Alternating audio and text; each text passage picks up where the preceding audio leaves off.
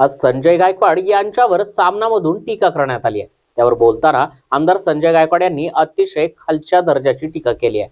बाळासाहेब ठाकरे यांनी पहिलं आंदोलन हे साऊथ इंडियन लोकांच्या विरोधात केलेलं आहे।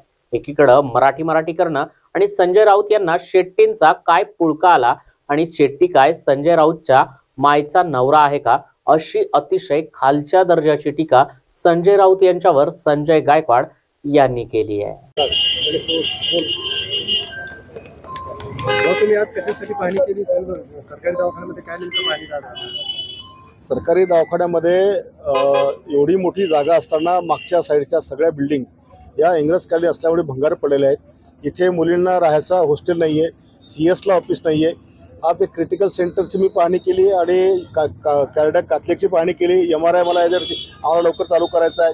या सगळ्या सुविधा लोकांना ताबडतोब मिळाव्या आणि त्या जलद गतीने व्हाव्या याकरता मी आज व्हिजिट केलं आहे। आणि वेगवेगळ्या प्रकारचे इमारती ज्याची आता गरज आहे त्या सगळ्या उभारण्याकरता मी संबंधित अधिकाऱ्यांसोबत दौरा केलेला आहे आणि त्याचा एक डिटेल आर्किटेक्टकडनं प्लॅन तयार करून हा दवाखाना सुटसुटीत झाला पाहिजे।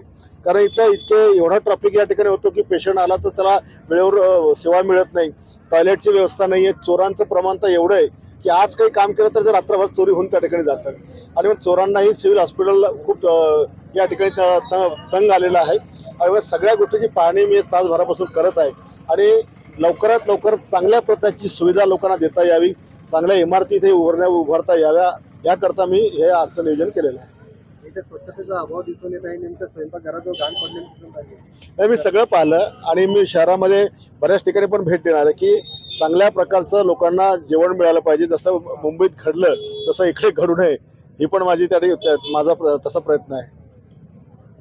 हो, महाराणीचा जो काही आपल्याकडून प्रकार घडला, आपल्या महाराणीचा जो काही प्रकार घडला त्यानंतर आज सामनामधून मोठी टीका करण्यात आली, चड्डी बनियान गँग करण्यात आला।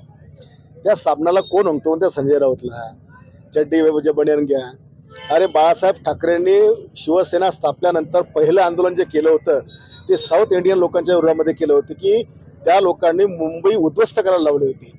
अख्ख्या मुंबईमध्ये लेडीज बार, डान्स बार लावून महाराष्ट्राची संस्कृती खराब केली, महाराष्ट्र नासवला, आमची तरुणाई बर्बाद केली। आणि मी जे केलं तो शेट्टीच आहे।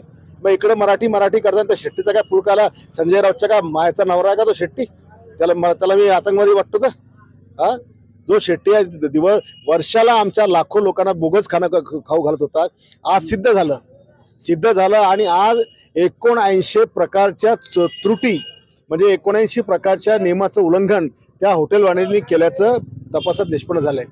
हा माझा मोठा विजय आहे। एवढंच होतं की त्याला कोणी वाचा फोडत नव्हतं, मनात सगळ्यांचं होतं, पण घंटा मांजराच्या गळ्यात बांधणार कोण? तो मी बांधला। मला मान्य आहे, मला मान्य आहे की माझा मार्ग चुकीचा होता, पण त्याला मी काल हिंदीमध्ये सांगितलं की रास्ता गलत था मगर मंजिल सही थी। मला कायदा हातात घ्यावा लागला, इच्छा नसताना घ्यावा लागला, कारण त्याच्याशिवाय या कॅन्टीनवर कारवाई होऊ शकत नव्हती।